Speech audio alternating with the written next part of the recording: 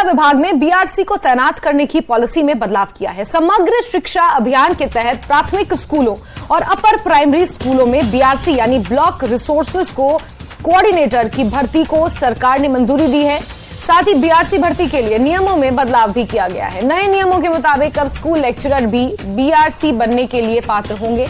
इससे पहले सिर्फ जेबीटी और टीजीटी शिक्षकों को ही बीआरसी के पद पर नियुक्ति दी जाती थी। इसके अलावा शिक्षकों के तबादलों पर भी सुखू सरकार ने एक बड़ा फैसला लिया है। अब शिक्षकों की ट्रांसफर 25 किलोमीटर के बजाय 30 किलोमीटर के दायरे में होगी।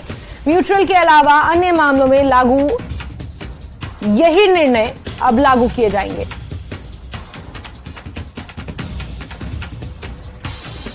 तो बीते कल हुई सुखू कैबिनेट की बैठक में शिक्षकों को लेकर यह बड़ा निर्णय लिया गया है, जहां बीआरसी को लेकर पॉलिसी में बदलाव किया गया है। समग्र शिक्षा अभियान के तहत प्राथमिक स्कूलों और अपर प्राइमरी स्कूलों में बीआरसी यानी ब्लॉक रिसोर्सेज कोऑर्डिनेटर की भर्ती को सरकार ने मंजूरी दे दी है और अब बीआरसी भर्ती के लिए नियमों में बदलाव देखने को मिला है। चलिए सीधे रुख करते हैं, हमारे सहयोगी राजेंद्र इसी खबर पर ज्यादा जानकारियों के साथ जुड़ गए हैं। राजेंद्र, यहां पर बड़ा बदलाव किया है खासतौर पर बीआरसी की भर्ती के नियमों में, और दूसरा बड़ा बदलाव ट्रांसफर में देखने को मिला है, जहां 25 किलोमीटर के दायरे को बढ़ाकर 30 किलोमीटर कर दिया है। कैसे इन फैसलों को देखा जा रहा है राजेंद्र? बिल्कुल जैस्मीन, बीआरसी के नियमों की बड़े दिनों से अटकलें लगाई जा रही थी कि इसके ऊपर सरकार जल्द फैसला लेगी, और शिक्षा मंत्री की तरफ से भी लगातार कहा जा रहा था कि जल्द ही इसको अमेंड किया जाएगा और उसके बाद नए नियमों को लागू किया जाएगा, क्योंकि काफ़ी महत्वपूर्ण पोस्ट ये रहती है ब्लॉक रिसोर्स कोऑर्डिनेटर की। और समग्र शिक्षा अभियान के तहत जितने भी प्रोजेक्ट आते हैं तमाम प्रोजेक्टों को इम्प्लीमेंट करना और सभी स्कूलों तक जो सुविधाएं हैं उनको पहुंचाना एक बड़ी जिम्मेदारी बीआरसी के ऊपर रहती है। तो अब सरकार की तरफ से इस फैसले को अमेंड किया गया है। काफ़ी दिनों बाद लंबे समय से इंतजार किया जा रहा था, अब वो इम्प्लीमेंटेशन सरकार की तरफ से इस कैबिनेट में की गई है। हालांकि उम्मीद लगाई जा रही थी कि जब मानसून से पहले हो सकता है इस फैसले को लागू कर दिया जाए, लेकिन भारी बारिश के बाद आपदा हिमाचल प्रदेश में आई, सरकार उस तरफ उलझ गई और इस प्रकार के तमाम फैसले जो है वो लटक गए थे। लेकिन अब सरकार ने बड़ा फैसला लिया है। और जो दूसरा शिक्षा के क्षेत्र में बड़ा फैसला है वो टीचर्स की ट्रांसफर को लेकर है। अब जैस्मिन, जैसे ही कांग्रेस सरकार बनी थी तो शुरू में ट्रांसफर्स के ऊपर बैन लगा दिया गया था और एक लंबे समय तक ये बैन रहा। सभी ट्रांसफर्स मुख्यमंत्री से होते हुए फाइल्स गई, तमाम फाइलें मुख्यमंत्री से होते हुए जारी थी ट्रांसफर की। एक बड़ा चेक रखने की कोशिश सरकार की तरफ से की गई कि ताकि धड़ल्ले से ट्रांसफर ना हो और जो एक इम्पैक्ट एजुकेशन के ऊपर पड़ता है, स्कूलों के ऊपर पड़ता है, वो इम्पैक्ट ना पड़े। और हम कह सकते हैं काफ़ी हद तक सरकार सफल भी अपने इस काम में हुई है। और अब ये नियम सरकार की तरफ से लागू किया गया है। पहले 35 किलोमीटर रखा गया था, चाहे ट्रांसफर म्यूचुअल हो या फिर किसी वेकेंट पोस्ट के अगेंस्ट हो, ट्रांसफर 35 किलोमीटर से कम पर नहीं की जाती थी। लेकिन अब ये 35 से 40 किलोमीटर बढ़ा दिया गया। तो अब जब ट्रांसफर किसी टीचर्स की होगी, चाहे वो प्राइमरी एजुकेशन में है चाहे वो हायर एजुकेशन में है, तो ये शर्त भी उस दौरान देखी जाएगी कि जो डिस्टेंस है वो 40 किलोमीटर का रहे। इसके अलावा अगर इस बीच में ट्रांसफर एक स्टेशन से दूसरे स्टेशन पर टीचर्स की होती है तो वो फिर स्टे टूटता हुआ नहीं दिखाया जाएगा कि जो लॉन्गर स्टे है जो 3 साल का माना जाता है। हालांकि हाईकोर्ट की तरफ से पिछली बार डिसीजन आया था किसी पर्टिकुलर केस में और हाईकोर्ट ने कहा था कि 3 साल कोई कंपल्सरी पीरियड नहीं है। इससे पहले भी अगर सरकार चाहे तो वो बदलाव कर सकती है। लेकिन अब सरकार की तरफ से, कैबिनेट की तरफ से ये फैसला लिया गया है कि अगर 40 किलोमीटर के अंदर कोई टीचर म्यूचुअल भी करवाते हैं या एक स्टेशन से दूसरे स्टेशन पर जाते हैं तो वो उनका स्टे कंटिन्यू माना जाएगा, वो उनका स्टे टूटा हुआ नहीं माना जाएगा, लॉन्गर स्टे उसको माना जाएगा। और सरकार कभी भी फिर वेकेंट पोस्ट पर एज पर रिक्वायरमेंट उनकी ट्रांसफर कर सकती है।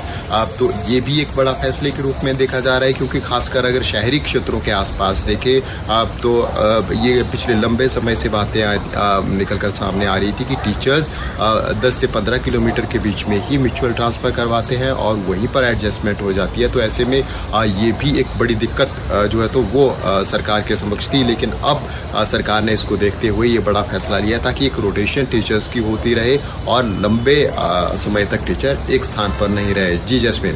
बिल्कुल राजेंद्र, और ये फैसला कोई अभी का नहीं है। इससे पहले शिक्षा मंत्री रोहित ठाकुर ये स्पष्ट कर चुके हैं कि ट्रांसफर पॉलिसी में भी बदलाव किया जाएगा और दायरा ट्रांसफर का बढ़ाया जाएगा। राजेंद्र, बहुत शुक्रिया तमाम जानकारियों के लिए। और शिमला में मुख्यमंत्री की अध्यक्षता में कैबिनेट की बैठक आयोजित हुई। इस दौरान बैठक में प्रदेश के कई मुद्दों पर चर्चा हुई। आपको ये बता दें कि बैठक में वन विभाग की वन मित्र योजना को मंजूरी प्रदान की गई। इस योजना के तहत 2061 वन बीटों में एक एक वन मित्र लगाए जाएंगे ताकि जमीनी स्तर के संस्थानों को शामिल करके वन क्षेत्रों के संरक्षण और विकास के लिए स्थानीय लोगों की भागीदारी सुनिश्चित की जा सके। साथ ही मंत्रिमंडल ने वन विभाग में वन रक्षकों के 100 रिक्त पदों को अनुबंध आधार पर भरने की भी मंजूरी दी है। इसके अलावा मंत्रिमंडल में ऊना में श्रद्धालुओं की सुविधा को देखते हुए 73 करोड़ 50 लाख रुपए की लागत से पीपीपी मोड में बाबा माईदास भवन पार्किंग चिंतपूर्णी से मंदिर तक यात्री रोपवे प्रणाली स्थापित करने को सैद्धांतिक तौर पर भी मंजूरी मिली है। साथ ही साथ डी नोटिफाई किए गए कुछ स्कूलों को खोलने का फैसला भी लिया जाएगा, जिसमें चंबा जिले के 2 प्राइमरी स्कूल, कांगड़ा के 3 प्राइमरी स्कूल और एक हाई सेकेंडरी स्कूल को फिर से खोलने का फैसला लिया गया है। कैबिनेट मंत्री हर्षवर्धन चौहान ने इसकी जानकारी साझा की।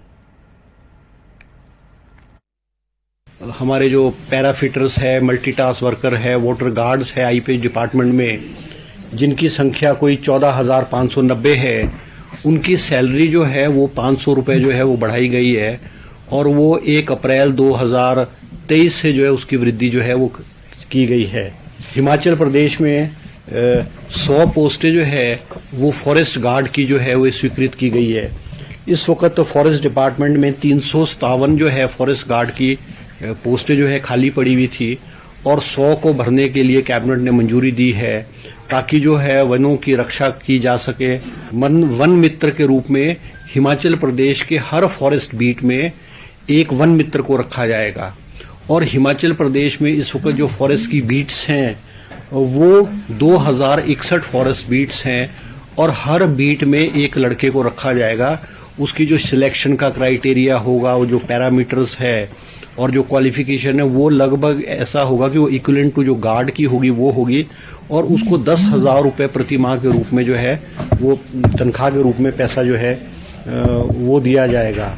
कुछ स्कूल्स जो है पूर्व में स्कूल्स जो है डिनोटिफाई हुए थे हिमाचल प्रदेश में, जो कि कम एनरोलमेंट की वजह से डिनोटिफाई हुए थे।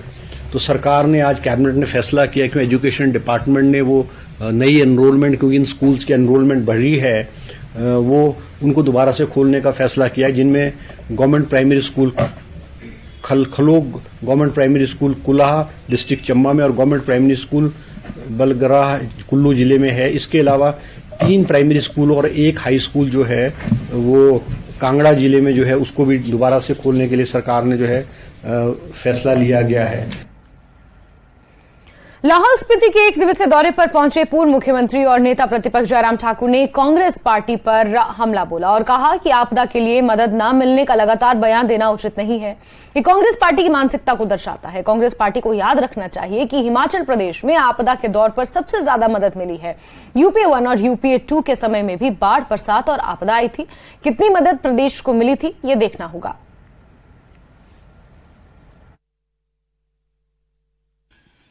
देखिए, एक बात तो बड़ी स्पष्ट है कि हिमाचल प्रदेश के लिए केंद्र से मदद मिली है और मुझे समझ में नहीं आ रहा कि विपक्ष के लोग क्यों उस पे ये कह रहे हैं कि मदद नहीं मिली है। हाँ, उनकी अपेक्षा ज्यादा होगी और ऐसे में मैं कह सकता हूं कि उनको याद रखना चाहिए कि हिमाचल प्रदेश में आपदा के लिए सबसे ज्यादा अगर मदद किसी दौर में मिली तो वो वर्तमान में मिली। थोड़ा वो पता कर लें कि बाढ़, बरसात उस वक्त भी आई, नुकसान उस वक्त भी हुआ, जिंदगियां उस वक्त भी गई जब यूपीए 1 की गवर्नमेंट थी, यूपीए 2 की गवर्नमेंट थी। कांग्रेस की सरकार केंद्र में थी, यानी कि मनमोहन सिंह जी प्रधानमंत्री थे, उस वक्त कितनी मदद मिली। अभी तक की हिमाचल प्रदेश के लिए सबसे मदद मिली है तो वर्तमान में मिली है। हाँ, हम इस बात से सहमत है कि नुकसान बहुत ज्यादा है और मदद मिले हम उसका स्वागत करेंगे, अभिनंदन करेंगे, लेकिन ये चंडीगढ़ बद्दी रेलवे लाइन का काम शुरू करने के लिए शिमला संसदीय क्षेत्र के भाजपा सांसद सुरेश कश्यप ने प्रधानमंत्री नरेंद्र मोदी का आभार व्यक्त किया है। उन्होंने कहा कि क्षेत्र के लोगों की ये मांग कई सालों से चली आ रही थी। ऐसे में मांग पूरी कर प्रधानमंत्री ने एक बड़ी सौगात इस संसदीय क्षेत्र को दी है। इस रेलवे लाइन के निर्माण पर करीब 1500 करोड़ से भी अधिक का बजट खर्च किया जाएगा। कई बार उन्होंने खुद इस रेलवे लाइन का मामला संसद में उठाया था और आखिरकार उनकी ये मांग अब पूरी होती नजर आ रही है। इस रेलवे लाइन का निर्माण से औद्योगिक क्षेत्र बद्दी बरोटीवाला को आने वाले समय में बड़ा लाभ मिलता हुआ नजर आ रहा है। हरियाणा और हिमाचल, क्योंकि उसमें जो ज्यादा हिस्सा हरियाणा में, लगभग 25 किलोमीटर का हिस्सा हरियाणा में पड़ता है, लगभग 3.5 किलोमीटर का हिस्सा हिमाचल प्रदेश का है। सारी औपचारिकताओं को पूर्ण करके, टेंडर प्रक्रिया को पूर्ण करके, क्योंकि इसमें भूमि अधिग्रहण भी एक बड़ा मामला था, लेकिन उन सारी औपचारिकताओं को पूरा करके केंद्र सरकार ने एक बहुत बड़ा तोहफा हिमाचल प्रदेश को और मेरे संसदीय क्षेत्र को दिया है। शिमला में राज्यपाल श्री प्रताप शुक्ल ने बड़ा बयान दिया और कहा कि जाति की गणना हो, इसमें कोई बड़ी बात नहीं है, लेकिन लोगों ने आज से पहले भी कई तरह से इसे किया है। अनेक बार हिंदुत्व को तोड़ने की बात सामने आई है, लेकिन हर बार हिंदुत्व एक नए रंग में खड़ा हुआ है। यही हिंदुस्तान की परिभाषा है। भारत में संयुक्त परिवार रहा है, चाहे शहरों की बात हो या फिर गांव की। गांव के मंदिर कांड को होते हुए लोग ये कहते थे कि ले जाओ इसको दो।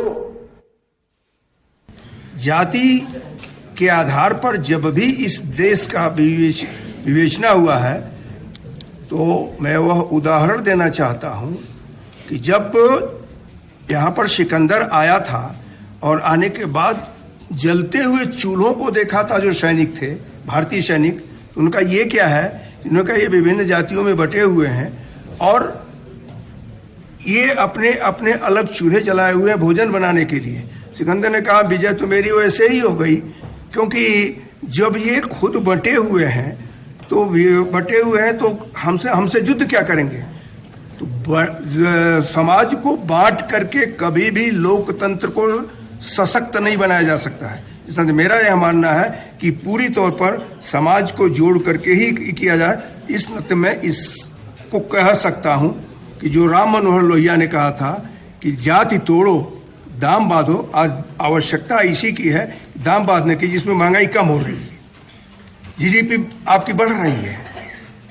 लोकतंत्र में इस अमृत काल में आज पूरा विश्व भारत की तरफ देख रहा है और भारत में रहने वाले कुछ लोग भारत को तोड़ने का काम कर रहे हैं। इस नाते मैंने उसको कहा और मुझे लगता है कि भारत को जोड़ना चाहिए। इनकी पुस्तक भी जागृति के द्वारा भारत को जोड़ने का काम किया है। आज इसी की आवश्यकता है जिसको।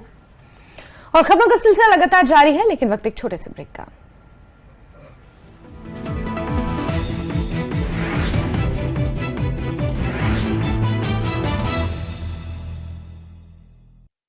फटाफट लोन चाहिए हम करें और बिजली बाहरियों को दे दी जाती है और हमारे ही लोग अंधेरे में रहते हैं। बड़गाम पुलिस और सेना ने एक संयुक्त अभियान के तहत ईदगाह मोहल्ले बहरू में आजम बशीर वानी को गिरफ्तार किया। उसके कब्जे से 3 पिस्तौल और अन्य सामग्री बरामद की। पुंछ की मंडी तहसील में खाई में गिरी ऑल्टो कार, हादसे में 2 लोगों की मौत, एक बच्चा भी जख्मी। पुलवामा में शिक्षा विभाग की ओर से विद्यार्थियों को प्रोत्साहित किया गया। राजकीय कन्या उच्चतर माध्यमिक विद्यालय पुलवामा में मुख्य शिक्षा अधिकारी अब्दुल कयूम नदवी ने नेत्रहीन छात्रा तहजीबा जान को अपने खर्च पर एक विशेष लैपटॉप प्रदान कर छात्रा का हौसला बढ़ाया। कल मनाए जाने वाले विश्व पर्यटन दिवस के मद्देनजर पर्यटन विभाग ने कश्मीर भर में कार्यक्रमों की एक श्रृंखला की तैयार। आज टीआरसी श्रीनगर में एक जागरूकता सम्मेलन आयोजित किया गया। आज पीएचई विभाग में काम करने वाले सभी कर्मचारियों ने न्यूनतम मजदूरी अधिनियम लागू करने को लेकर राजबाग श्रीनगर में विरोध प्रदर्शन किया। इस दौरान प्रदर्शनकारी हाथों में तख्तियां लेकर नारेबाजी करते दिखे। सुखू सरकार के खिलाफ धरना प्रदर्शन करने वाले बीजेपी नेताओं और कार्यकर्ताओं के खिलाफ एफआईआर, सभी पर शांति भंग करने का आरोप। नेता प्रतिपक्ष ने पुलिस की कार्यप्रणाली पर उठाए सवाल। हिमाचल प्रदेश के युवाओं को नियुक्ति पत्र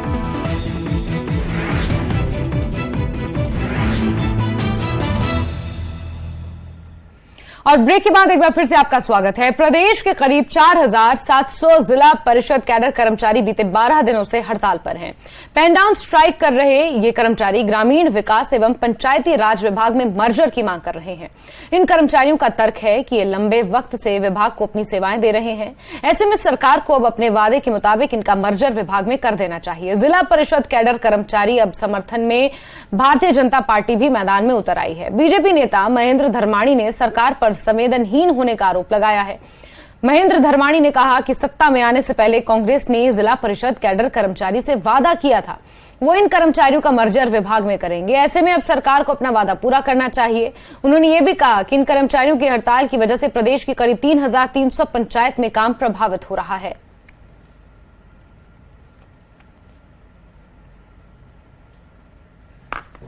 प्रदेश के कर्मचारी अपनी मांगों को लेकर के आंदोलन की राह पर पिछले कई दिनों से हैं और इन आंदोलन कर्मचारियों के कारण आज हिमाचल प्रदेश में ग्रामीण विकास के कार्य पूरी तरह से ठप हो गए हैं। पूरे प्रदेश में सरकार का कर्मचारियों के प्रति जो व्यवहार है उसके कारण अव्यवस्था का वातावरण पूरे प्रदेश में फैला हुआ है, बन गया है। आज केवल और केवल पंचायती राज और ग्रामीण विकास विभाग के लगभग 4700 कर्मचारी पिछले कई महीनों से आंदोलनरत हैं, लेकिन सरकार उनके प्रति, उनकी मांगों के प्रति जिस प्रकार का रवैया अपना रही है वो निंदनीय है। वहीं जसूर में कांग्रेस प्रदेश प्रवक्ता सुदर्शन शर्मा ने कहा कि जिला परिषद विभाग के 4750 कर्मचारियों की हड़ताल के बारे में जल्द ही उचित निर्णय लिया जाएगा। इसके लिए मुख्यमंत्री सुखविंदर सिंह सुक्खू ने तमाम मांगों के प्रति आश्वासन भी दिया है। वो वचनबद्ध है, कटिबद्ध है और हमारे प्रदेश के जो मुख्यमंत्री हैं उन्होंने हर वर्ग को जो है वो अपनी तरफ से सुख देने का प्रयास किया है, जिसमें ये वर्ग भी आता है और इस वर्ग को भी वो अतिशीघ्र मंत्रिमंडल में अपना जो करने जा रहे हैं निर्णय उसका उचित फैसला आएगा। और ये जो हमारे 4750 के करीब जो एम्प्लॉइज हैं जिला परिषद में, इनकी जो मांगे हैं उचित मांगे, उनको अतिशीघ्र हमारी सरकार जो है कांग्रेस की सरकार वो निर्णय देगी और इनको राहत प्रदान करेगी।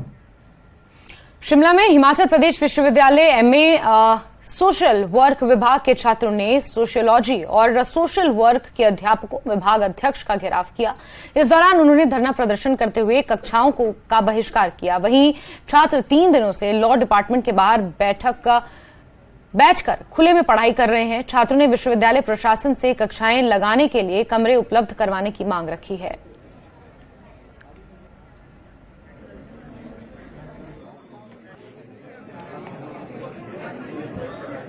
तो अभी हम शेयरिंग में हमने कुछ डिपार्टमेंट के साथ उन्हें अटैच किया है, न्यू डिपार्टमेंट्स को। तो एक यही डिपार्टमेंट नहीं है जहां प्रॉब्लम आ रही है, और भी कई डिपार्टमेंट है। फोरेंसिक साइंस है, एनवायरमेंटल साइंस है, माइक्रोबायोलॉजी है, डिफेंस स्टडी है। इस तरह से हमने काफी पिछले 2-3 साल में न्यू डिपार्टमेंट खोले हैं।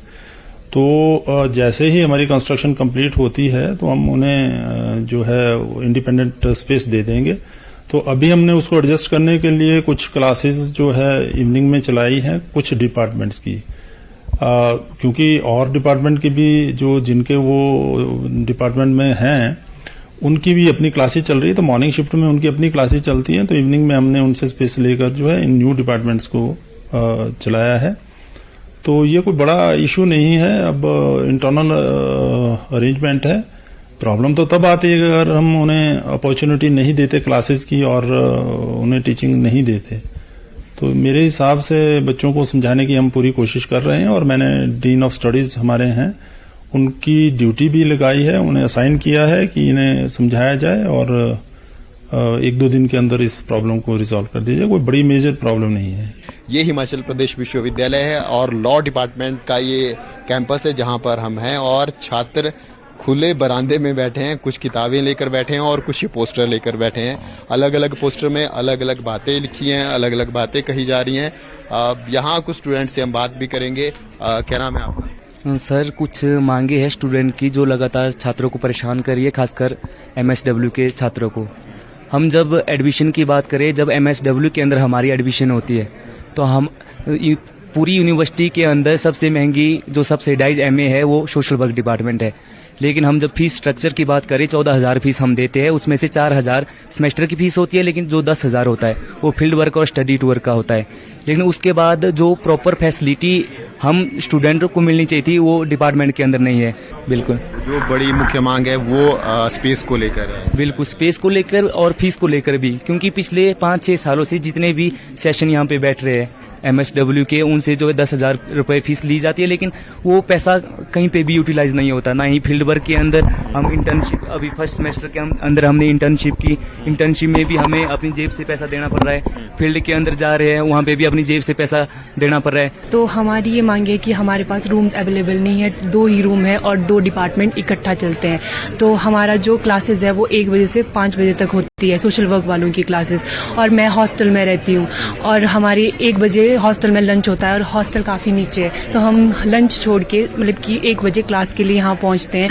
1 बजे से 5 बजे तक क्लास, और हमारी ये मांग है कि हमारी क्लासेस सुबह लगे और हमारे को अलग से रूम्स अवेलेबल हो। अभी हमारे बहुत से कॉन्फ्लिक्ट चले हैं, जैसे डिपार्टमेंट में हम इतनी फीस भरते हैं पर हमें तभी भी फैसिलिटीज नहीं दी जा रही है। ना हमारे पास लैब है, ना हमारे पास क्लासरूम्स है बैठने के लिए।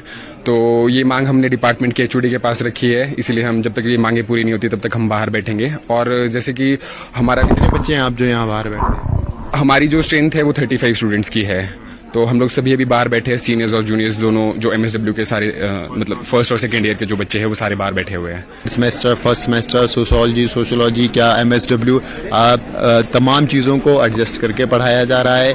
और फीस स्ट्रक्चर की इन्होंने बात की कि सब्सिडाइज होने के बावजूद भी इतनी फीस ली जा रही है, लेकिन वो सुविधाएं यहाँ पर नहीं दी जा रही है। चाहे वो फील्ड टूर की बात हो, प्रैक्टिकल्स की बात हो, तमाम इश्यूज इन्होंने उठाए। और एक बड़ा इशू एक और उठाया है कि कॉन्फ्लिक्ट डिपार्टमेंट के अंदर ही चला है, टीचर्स के अंदर ही चला है। जब कॉन्फ्लिक्ट ऐसा चला हो तो वहाँ पढ़ाई कैसे हो सकती है, ये भी बड़ा सवाल है। वीडियो जर्नलिस्ट दीपक के साथ राजेंद्र शर्मा, न्यूज़ 18 हिमाचल। खबर ऊना से है, जहां परिवहन विभाग के अधिकारियों की ओर से किसी भी बस की अधिकतम आयु 8 साल निर्धारित करने के फैसले पर घमासान शुरू हो गया है। निजी बस ऑपरेटर्स ने इस फैसले का विरोध करते हुए बुधवार को सरकार से इस मामले में दखल देने की गुहार भी लगाई है।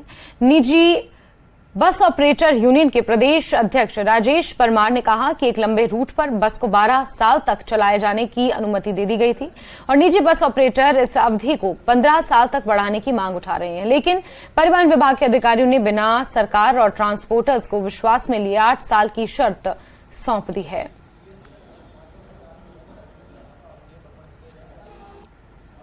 पिछले 1.5 दशक से पंजाब में भी न्यूनतम किराया, हरियाणा में भी, उत्तराखंड में भी 12, 10, 12, 15, 10, 12 रुपये है। और हमारी स्थिति ये है कि हम सुलभ शौचालय से भी नीचे हैं। सुलभ शौचालय में भी 10 रुपये लगते हैं, 20 रुपये की चाय आती है, 10 रुपये का सिगरेट आता है। भिखारी भी 10 रुपये से नीचे नहीं मांगता।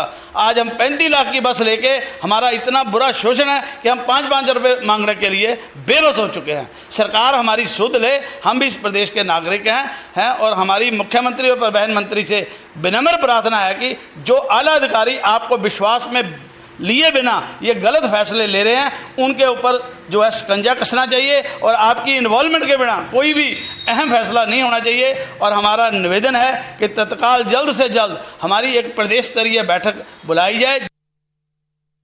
बात एक और महत्वपूर्ण खबर की, जहां रिलायंस इंडस्ट्रीज के चेयरमैन मुकेश अंबानी बद्रीनाथ धाम पहुंचे। उन्होंने भगवान बद्री विशाल के दर्शन कर विशेष पूजा में हिस्सा लिया।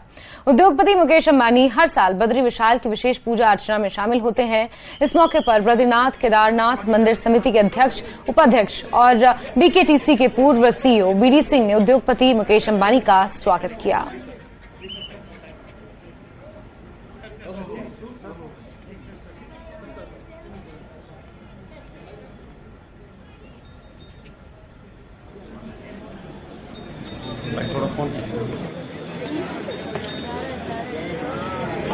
तो तस्वीरें आप देख रहे हैं जहां उद्योगपति मुकेश अंबानी बद्री विशाल के दर्शन करने पहुंचे हुए थे। कड़ी सुरक्षा के बीच उन्होंने यहां विशेष पूजा अर्चना में हिस्सा लिया। और इसी के साथ हिमाचल की खबरों में अभी के लिए बस इतना ही, लेकिन न्यूज़ 18 JKLH पर खबरें लगातार जारी रहेंगी। बने रहिए हमारे साथ।